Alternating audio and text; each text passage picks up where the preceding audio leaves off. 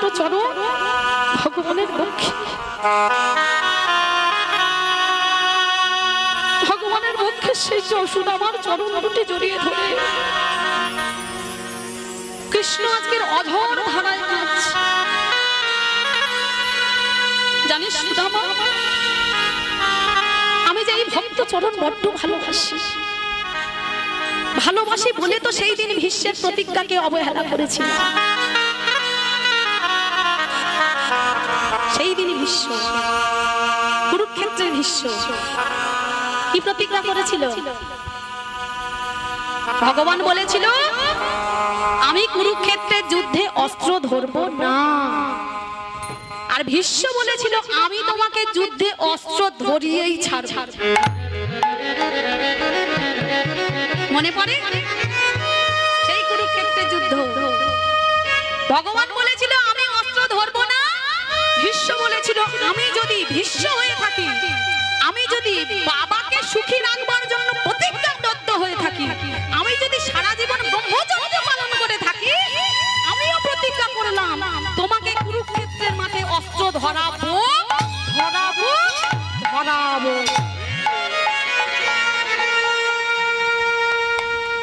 একদিন দুদিন তিন দিন হতে হতে 17তম দিনে যখন ভীষ্মের একের পর এক বাণে অর্জুন জর্জরিত হয়ে যাচ্ছে, অর্জুনের বাণ দিয়ে আর সামাল দিতে পারছে না। ভীষ্ম তো কোনো জাতা মানুষ নয়, বাবাকে সুখী রাখবার জন্য সারা জীবন ব্রহ্মচর্য পালন করেছে। বিশ্বের সংসারে থেকে কিভাবে ভগবানকে ভালোবাসতে হয় এই বিশ্বের কাছে জানা উচিত। সারা জীবন ব্রহ্মচর্য পালন করেছে, কিন্তু সংসার থেকে এক চুল নড়েনি, প্রত্যেকটা কর্তব্য পালন করেছে। 100টা কৌরব নাতিদেরকে 5টা পাণ্ডব নাতিদেরকে নিজের কাঁধে করে মানুষ করেছে। কি গো, সবাই জানা আছে, আমার থেকে বেশি আপনাদের জানা, সেদিকে আর যাব না, গেলে অনেক দেরি হয়ে যাবে। প্রসঙ্গ ক্রমে বলি, এই ভীষ্ম যখন একের পর এক বাণ মারতে মারতে অর্জুন আর সামাল দিতে পারছে না, তখন কৃষ্ণ ওই রথের চাকাটাকে খুলে নিয়ে অর্জুনের রথের সামনে ঢাল হয়ে দাঁড়িয়েছে। দেখবেন একটা ছবি আছে, ভগবান কৃষ্ণ রথের চাকা ধরে এইরকম দাঁড়িয়ে আছে। যেই না এইরকম দাঁড়িয়েছে, ভীষ্ম গিয়ে ভগবানের সামনে গিয়ে খিলখিল করে হাসছে। কৃষ্ণ, তুমি না বলেছিলে তুমি এই কুরুক্ষেত্রের যুদ্ধে অস্ত্র ধরবে না, দেখলে তো আমি অস্ত্র ধরিয়ে ছাড়লাম। বলে ভীষ্ম রে, এ জীবনে আমি ভক্তের মানে রাখার জন্য আমি সব করিতে পারি। আমি যদি এই কুরুক্ষেত্রের মাঠে অস্ত্র না ধরতাম, তাহলে যদি আমার ভক্তের মানে রক্ষা হতো না, আমি নিজে পরাজয় স্বীকার করে আমার ভক্তকে জয়ী করি, কারণ আমি ভক্ত বড় ভালোবাসি। আমি ভক্ত বড় ভালোবাসি, প্রতি যুগে যুগে আমি ভক্ত বড় ভালোবাসি। ভীষ্ম, আমি যদি এই রথের চাকাটা নিয়ে না তোমার সামনে ঢাল হয়ে দাঁড়াতাম, তাহলে তো তোমার মানটা থাকতো না। তুমি যে বলেছিলে তোমাকে আমি রথের চাকা ধরিয়েই ছাড়বো, তাই তোমার মান রাখবার জন্য আমি চাকাটা ধরেছি। তাই গৌর প্রেমানন্দে হরি হরি হরি হরি বল। ঠিক আছে, আর আধ ঘন্টা বেশি আর কথা বলা যাবে না, এগিয়ে যেতে হবে। একেবারে মাথায় চলে আসছে তাই বলে ফেলছে। তাহলে এত ভক্তকে ভালোবাসে কেন? সুদামা কোনো সাধারণ মানুষ নয়। সুদামা আগের জন্মে কে ছিল? সুদামা কে ছিল? কার জানা আছে? সুদামা কে ছিল? ভরত। পিতৃসত্য পালন করবার জন্য রাম যখন বনবাসে গিয়েছিল, মাতা কইকেয়ী দুটো বর চেয়েছিল দশরথের কাছে, কারণ দশরথের কাছে দুটো বর পাওনা ছিল। কেন পাওনা ছিল ওদিকে যাব না, গেলে অনেক সময় লাগবে, শর্টে চলে যাই। দশরথের কাছে দুটো বর পাওনা ছিল। এই দুটো বর যখন রাম রাজা হবে বলে চারিদিকে ঢেড়া পেটানো হলো, তখন কইকেয়ী মাকে মন্থরা কুমন্ত্রণা দিল। এই প্রত্যেকটা একটা নারীর জন্য হয়েছিল কুরুক্ষেত্রে যুদ্ধ, মহাভারত হয়ে গেল, আর একটা নারীর জন্য রামায়ণ হয়ে গেল। নারীরা খুব ভালো খুব খারাপ, আমি বললাম সংসার সুখের হয় রমণীর বলে, আমি নারী হয়েই বলছি। দ্রৌপদীর জন্য মহাভারত হয়ে গেল, আর সীতার জন্য রামায়ণ হয়ে গেল। এই মন্থরা কইকেয়ী মার কানে কুমন্ত্রণা দিল, যে দুটো বর চেয়েছিলিস পেতিস, সেই বর দুটো চেয়ে নে। বলে কেন এখন চাইবো কেন? বলে চেয়ে নিয়ে বলছি। একটা বরে চাইবি রাম বনে যাবি, আর একটা বরে চাইবি তোর ভরত রাজা হবে। বলে কেন ভরত রাজা হবে কেন? রামচন্দ্র আমার বড় ছেলে।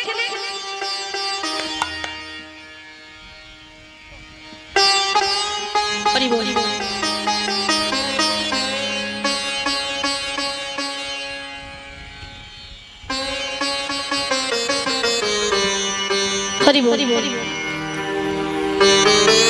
সত্যি কথাটা আমি নিজে থেকে বলবো ভেবেছিলাম, কিন্তু যেহেতু মহারাজের কাছে আমি আদেশ পাইনি, আমার জিজ্ঞাসাও করা হয়নি, তখন গিয়েছিলাম কথায় কথায় চলে এসেছি। বেশিক্ষণ তো মহারাজের সঙ্গে সময় হয়নি কথা বলার। আমার মন থেকে ইচ্ছা ছিল যে এত সুন্দর 7 দিন ব্যাপী ভাগবত সভার আয়োজন, এতে তো এক আধ পয়সা ব্যয়, টাকা পয়সা ব্যয় নয়। কারণ আমরা বাড়িতে একবেলা কীর্তন করাতে গেলে হিমশিম হয়ে যায়, আর 7 দিন ব্যাপী ভক্ত সেবা, এই কীর্তন, মাইক জেনারেটর এত সুন্দর সাজানো, আবার জগন্নাথ দেবের স্নান, প্রচুর ব্যয় সাপেক্ষের ব্যাপার। জানি না মহারাজ কোন শক্তি কোন সাহসে এগিয়ে এসেছে, ভগবানের দেওয়া শক্তি, রাধারানীর পাওয়া, নইলে এতটা আগানো যায় না। আপনাদের চরণে আমার বিনীত নিবেদন, আপনাদের চরণ ধরে আমার প্রার্থনা, আপনাদের যতটুকু সামর্থ্য কিঞ্চিত কিঞ্চিত এই ভাগবত সভার জন্য দান করবে। এখন যাবেন মহারাজ? এখন কে যাবে? এখন যাবে কে? আমার মা যাচ্ছে, মায়ের ঝোলাতে কিঞ্চিত কিঞ্চিত দান করবেন। তবে হ্যাঁ, যেন ঠুংঠাং আওয়াজ না হয়, তাহলে কিন্তু আমার কীর্তনে ব্যাঘাত ঘটবে। যা হবে নোটের উপরে ছাড়বে, বুঝতে পেরেছো তো? মানে ওই ছোট 1 টাকাগুলো চলে না বলে সেইগুলো দেবো ভাগবত সেবার জন্য, তা যেন না হয়, একটু বেশি বেশি করে দেবে। কারণ এটা কোনো, এই দানটা বিফলে যাবে না। এই দানটা নিজের ব্যাংকে নয়, আমার রাধারানীর ব্যাংকে তোলা থাকবে, আর সেইটা ভবপারে যাওয়ার সময় সেই দানটা নিয়েই আমরা যাব। বাজারে বের হলে 500 টাকার নোট বের করলে বাজার করে শেষ করতে বাজার উড়াতে পারি না। আর এই ভাগবত সেবায়, ভগবানের সেবায় যদি একটু বেশি দান করি, তাতে তো বিফলে যাবে না, সব ভবপারের করি হিসাবে থাকবে। তাই আপনারা সবাই যতটা বেশি বেশি পারবেন দান করুন, আর ভগবানের জন্য সেবা করুন একটু। নিতাই গৌর প্রেমানন্দে হরি হরি। কোথায় ছিলাম?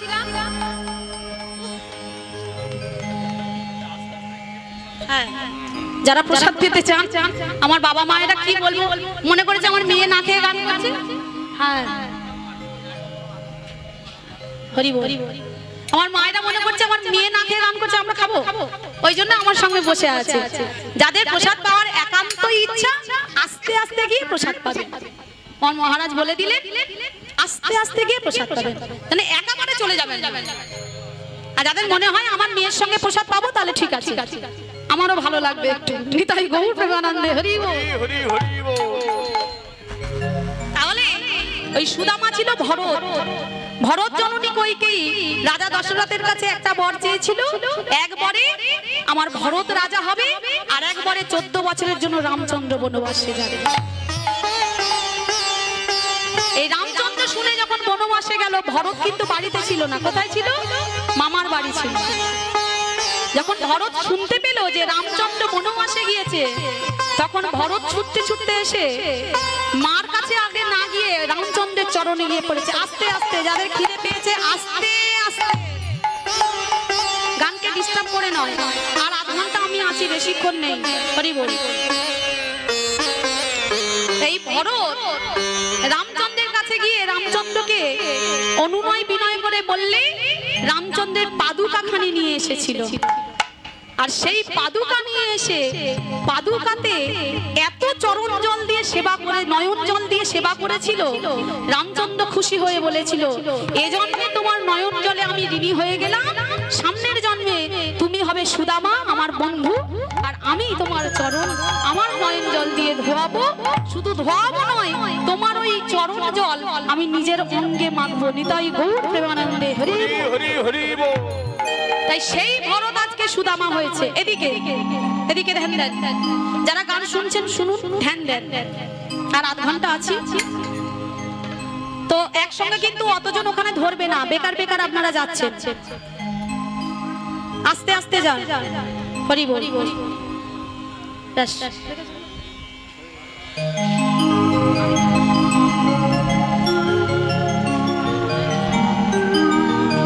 নিতাই গৌর প্রেমানন্দে হরি বল হরি বল হরি বল। উলুধ্বনি দেন দিদি একটুখানি। তাই সুদামাকে কাঁধে নিয়ে সুদামার চরণে যখন নয়ন জল পড়ছে, সুদামা এইবারে বলল, কৃষ্ণ এইবার আমায় ছেড়ে দে ভাই, অনেক তোর কষ্ট দিয়েছি, এইবার আমাকে ছেড়ে দে। আস্তে আস্তে সেই দিন এলো যেদিন কৃষ্ণকে রথে চাপিয়ে অক্রুর নিয়ে দ্বারকায় চলে গেল। ব্রজের চারিদিকে অন্ধকার নেমে এলো, কৃষ্ণ ব্রজ থেকে চলে গিয়েছে। ওই গরুগুলো পর্যন্ত আর ঘাস খায় না, তারাও কানাই দেখা দাও, কানাই দেখা দাও, কানাই দেখা দাও বলে কাঁদে। মা যশোদা কেঁদে কেঁদে 100 বছর কেঁদে কেঁদে চোখে আর দেখতে পায় না, চোখে অন্ধ হয়ে গিয়েছে।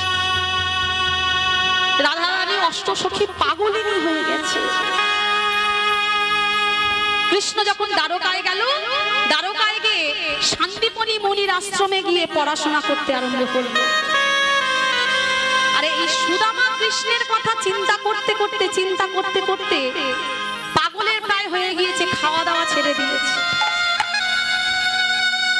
সর্বক্ষণ কানাই দেখা দি, হা কানাই দেখা দি, প্রাণ কানাই দেখা দি, দেখা দি। এই সুদামার বাবা মোটুক ব্রাহ্মণ মনে মনে করলো, সুদামা যদি এখানে থাকে মরে যাবে, একে আমি কৃষ্ণের কাছে দিয়ে আসবো। তাই ওই কৃষ্ণ যে শান্তিপনি মুনির আশ্রমে গেল, সেই শান্তিপনি মুনির আশ্রমে সুদামাকেও ভর্তি করে দিয়েছে। যেই সুদামা গিয়েছে, কৃষ্ণ গিয়ে ডাকছে, এই সুদামা আসছিস? সুদামা, সুদামা তুই এসেছিস আমার কাছে, এতদিন পরে মনে পড়েছে, আয় দেখি, আয় দেখি। এই বলে সুদামাকে জড়িয়ে যেই না জড়িয়ে ধরেছে, শান্তিপনি মুনি বলছে, কে তুই? বলে আমি হলাম সুদামা। সুদামা? এই কৃষ্ণ তুই একে চিনিস? বলে চিনবো না, এর সঙ্গে কত খেলাধুলা করেছি, কত খেলাধুলা করেছি, কত বনের আম পেরেছি, কত খেয়েছি মেখেছি, আমি চিনবো না? বললে আচ্ছা তোরা কি পড়াশোনা কি কি করতে চাস? সুদামা বলল, আমি কিছু শিখবো না, আমি ব্রহ্মবিদ্যা অর্জন করতে চাই। আর কৃষ্ণ বলল, আপনার এই আশ্রমে যত যত বিদ্যা আছে আপনি তা পড়াশোনা, আমি সবগুলো বিদ্যা পড়াশোনা করব। বললে আমার আশ্রমে 64 কলা বিদ্যা শিক্ষা দেওয়া হয়। বলে 64 কলা বিদ্যাই আমি অর্জন করতে চাই, 64 কলা বিদ্যা শিক্ষা অর্জন করতে চাই। কৃষ্ণ সুদামা খুব বন্ধুত ভরে আছে, খুব ভালোভাবে আছে। এদিকে সুদামা শান্তিপনির মুনি স্ত্রী, তার একটা ছেলে ছিল যার নাম ছিল বটু, মধুমঙ্গল। এই মধুমঙ্গল কিছুদিন আগে মারা গেছে। সেই মধুমঙ্গলের জন্য মা প্রতিদিন বসে বসে কাঁদে। আজকে যেই সুদামা এসেছে, সুদামাকে দেখে তার ছেলের কথা মনে পড়েছে। বাবা রে, আরে এ তো সুদামা নয়, এ তো আমার মধুমঙ্গল। আমার মধুমঙ্গল আমার হারানো নিধি ফিরে এসেছে। এই সুদামাকে পেয়ে কৃষ্ণের কথা ভুলে গিয়েছে।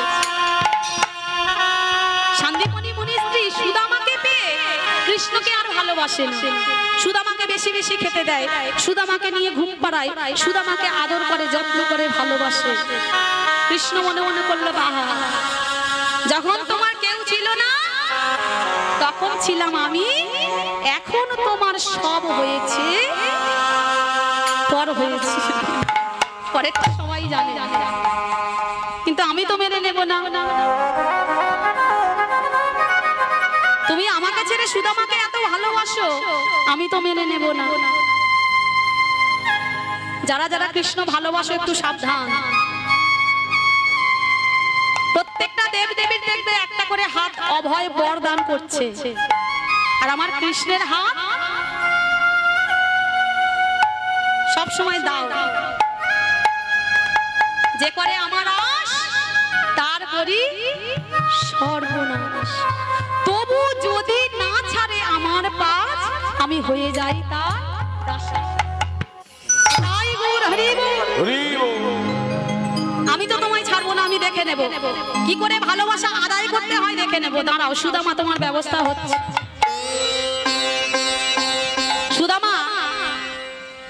সুদামাকে প্রত্যেকদিন ভালোবাসে। একদিনকে ওই বসুন্ধরা দেবী শান্তিমণি মণি স্ত্রী এসে কৃষ্ণকে বলছে, এই কৃষ্ণ, যজ্ঞ করবার জন্য কাঠ শেষ হয়ে গেছে, বনে গিয়ে কাঠ নিয়ে হয়তো দেখি। কৃষ্ণ বলল, যাচ্ছি গুরুমা। দেখুন গুরু সেবা, দেখুন যিনি বিশ্বপিতা, বিশ্ব চরাচরের মালিক, তিনি গুরু সেবা করেছেন, আর আমরা করি না। তাহলে গুরুদেবের চরণ সেবা করবো, কি বিশ্রী ব্যাপার, কি ছোট কাজ, তাই না? বলে অনেকে দেখেছে, যিনি বিশ্ব চরাচরের মালিক তিনি গুরু সেবা করেছেন, আমরা তো সাধারণ এক নরকের কীটেরও অধম। বললে যাবো গুরুমা। সুদামা বললে, কৃষ্ণ তুই যাবি আর আমি যাবো না? আমিও যাবো। শান্তিমণি মণি স্ত্রী বলছে, সুদামা তুই যাবি না, ও কৃষ্ণ যাই যা, কৃষ্ণ চাই হয় হোক, আমি তো তোকে বড্ড ভালোবাসি, তুই আমার হারানো নিধি, তুই আমার সেই বটু, তুই যাবি না। গুরুমা আমার কিচ্ছু হবে না, বলছি তো কিচ্ছু হবে না, আমার যেতে দাও, দেখি আমি কৃষ্ণের সঙ্গে ওই বন থেকে কাঠ আনতে যাবো। আচ্ছা ঠিক আছে, এই দেখ সুদামা, যাবি তো? বনে গিয়ে যদি কিছু খিদে টিদে পায়, এই নে, এই ছোলা আছে তোর আঁচলে বেঁধে দিলাম, গিয়ে খাবি, কৃষ্ণকে দিবি না কিন্তু। কৃষ্ণ মনে মনে করছে, বাবা এটাই হয়, এটাই হয়। যখনই কোনো মানুষকে কিছু দিয়ে দিই তখনই আমাকে সবাই ভুলে যায়। ওই জন্য তো আমি আমার যে কৃষ্ণ ভক্তদেরকে আমি কিছু দিই না, ভিখারি করে রাখি। যদিও তাদের বিল্ডিং থাকে, দুতলা ঘর থাকে, কি করে তার কেড়ে নিতে হয় সেই ব্যবস্থা করে। ওই জন্য দেখবেন কৃষ্ণ ভক্তরা সব ভিখারি, কিচ্ছু নেই, দেওয়ার অনেক ইচ্ছা, মনে মনে হয় এটা দেবো ওটা দেবো সেটা করবো, কিন্তু পেরে ওঠা যায় না। আর এই নাটা থাকে বলেই কৃষ্ণ সেবা করতে পারে, ভগবানের কাছে কাঁদতে পারে। সুদামার কাছে আঁচলে এই ছোলাটা বেঁধে দিচ্ছে, বললে কৃষ্ণকে কিন্তু দিবি না। কৃষ্ণ আর সুদামা চলেছে বনে কাঠ কুড়াতে। কেমন করে বলছে, জয় গুরু জয় গুরু জয় গুরু জয়, তুমি গুরু মাতা পিতা তুমি সর্বময়। জয় গুরু জয় গুরু জয় গুরু জয়, তুমি গুরু মাতা পিতা তুমি সর্বময়। জয় গুরু জয় গুরু জয় গুরু জয়, তুমি গুরু মাতা পিতা তুমি সর্বময়। জয় গুরু জয় গুরু জয় গুরু জয়, তুমি গুরু মাতা পিতা তুমি সর্বময়। সত্যতে নারায়ণ রামতে কৃষ্ণ, সত্যতে রামচন্দ্র কলিতে গৌরাম।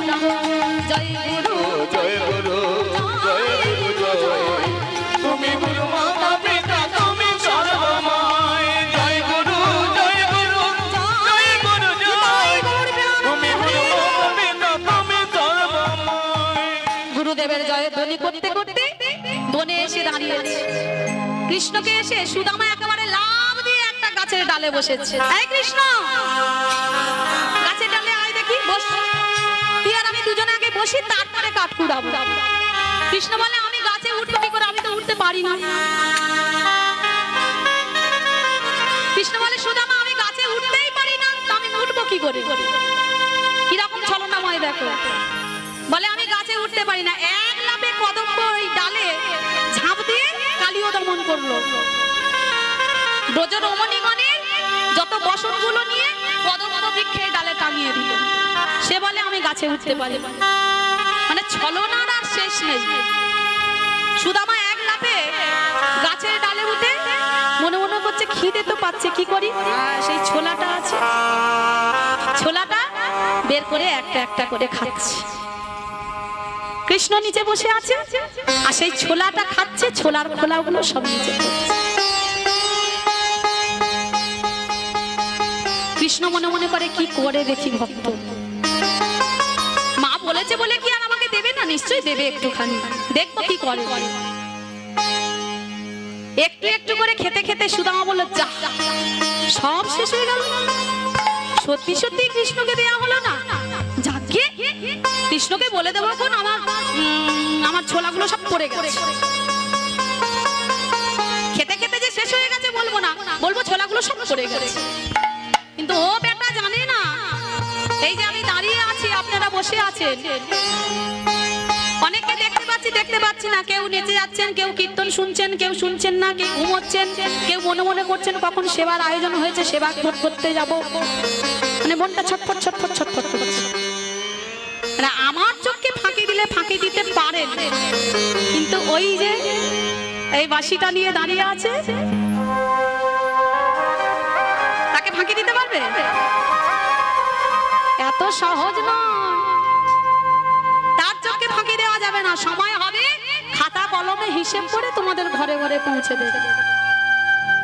কে কীর্তন শুনেছো, কে কীর্তন শোনোনি, কে ওই টাকা দেওয়ার সময় ছোট্ট 1 টাকার কয়েনটা টুক করে ঢুকিয়ে দিয়েছো, একজন দেখছে, ঠিক হিসেব করে খাতা কলমে সব পৌঁছে দেবে। টাইমের অপেক্ষা, সময়ে সব হয়ে যাবে। কৃষ্ণ মনে মনে করছে সুদামা তুই কিন্তু এটা ঠিক করলি না। আমি জানতাম যে তুই আমাকে একটুখানি দিবি, তুই আমাকে ভালোবাসিস, কিন্তু তুই দিলি না, সত্যি কথা, এটা ভালো করলি না, এর প্রমাণ, এর প্রতিদান তোকে দিতে হবে।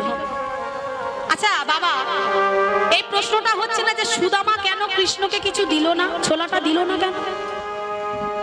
সুদামা এত ভালোবাসে, কৃষ্ণ ছাড়া ব্রজে কিছু খেতে পারছিল না, পাগল হয়ে যাচ্ছিল, না খেয়ে না দিয়ে অসুস্থ হয়ে যাচ্ছিল, তার জন্য মোটু ব্রাহ্মণ দিয়ে গেল, কিন্তু আজকের কেন কিছু খেতে পাই ছোলাটা দিল না? নিশ্চয়ই কোনো কারণ আছে। কারণটা কি? না, গুরুমার আজ্ঞা নয়। গুরুমার তো আজ্ঞা একটা কারণ, আর একটা প্রধান কারণ হলো একবার শাণ্ডিল্য ঋষি ওই গুরুমার কাছে এসছে ভিক্ষা চাইতে, মা একটু কিছু ভিক্ষা দাও। ভিক্ষা যখন চাইতে এলো, গুরুমার কাছে আর কিছু নেই, শুধু ওই ছোলা কটা পড়েছে। গুরুমা গিয়ে মনে মনে করছে আমার আশ্রমে তো আর কিছুই নেই, এই ছোলা কটা যদি এই ঋষিকে দিয়ে দিই তাহলে আমার আর কৃষ্ণ সেবা হবে না, আমি কৃষ্ণ সেবা থেকে বঞ্চিত হব, তাহলে আমার মিথ্যে কথা বলতে হয়, কিন্তু আমার কৃষ্ণ সেবা যেন হয়। মুনি ঋষি যখন আমার দরবারে এসছে, দরজায় এসছে, কোনো না কোনো দরজায় গিয়ে কিছু না কিছু পাবে, কিন্তু আমার কাছে তো আর কিছু নেই। আমি যদি কৃষ্ণ সেবা থেকে বঞ্চিত হই তাহলে এ দেহ রেখে আমার কি লাভ? এতে আমার পাপ হয়,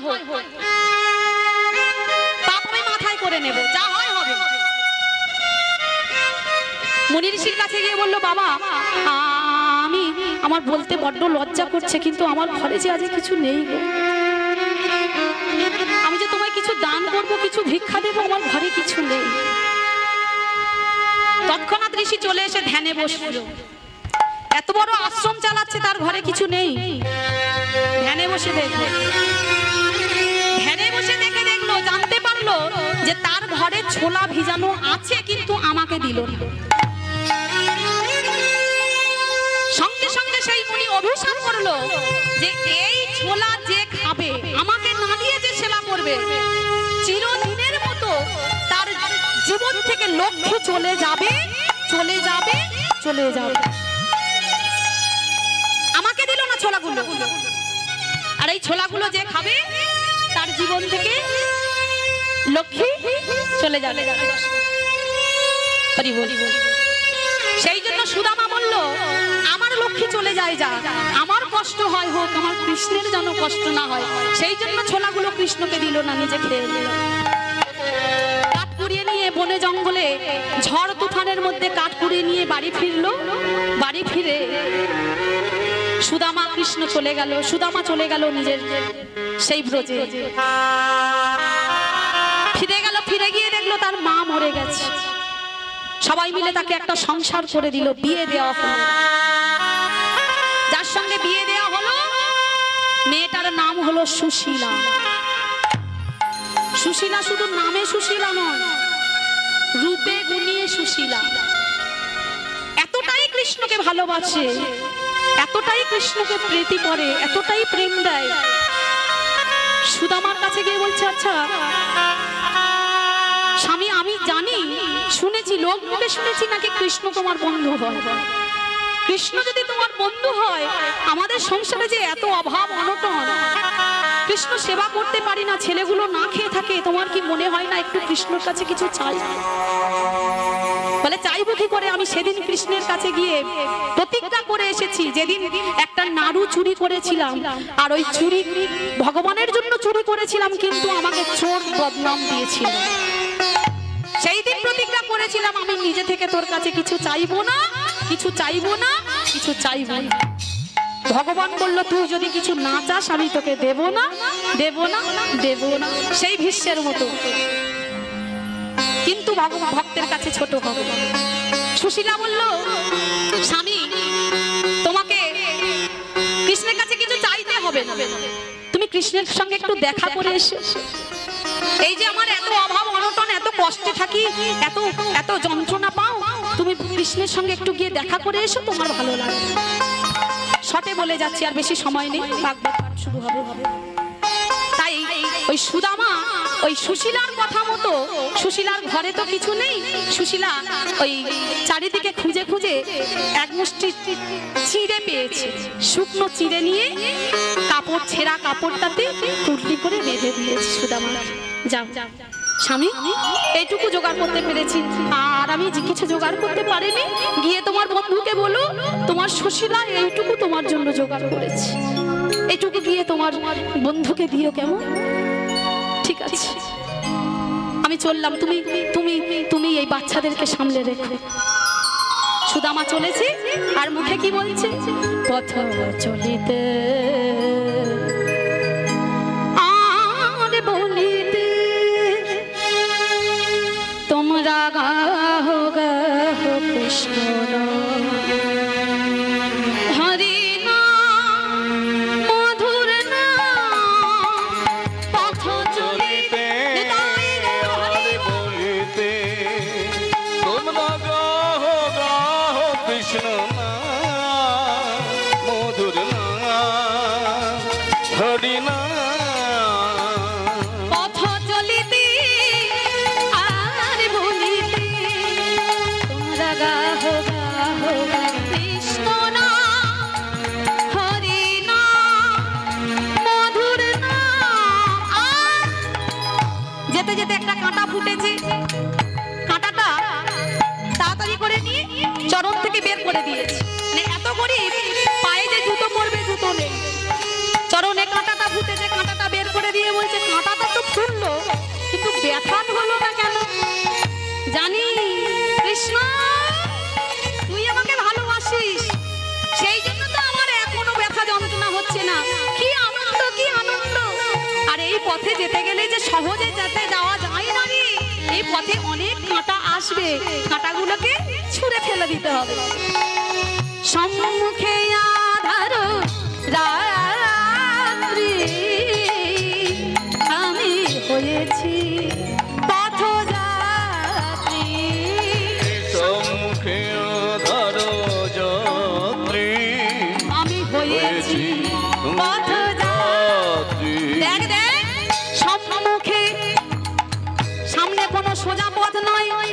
কৃষ্ণ চরণে ব্রতী হয়েছ, যে কৃষ্ণ সেবা করবে বলে নেমেছ, সামনে আধার রাত্রি, কিন্তু রাত্রিটাকে পার হতে হবে কৃষ্ণের কৃপায়। সেই জন্য সুদামা বলল, সম্মুখে আধার রাত্রি, আমি হয়েছি পথযাত্রী, পথ চলিতে হরিনাম, আর বলিতে কৃষ্ণ নাম। পথ চলিতে হরিনাম, মুখে বলিতে কৃষ্ণ নাম। পথ চলিতে আর বলিতে, পথ চলিতে আরে বলিতে, পথ চলিতে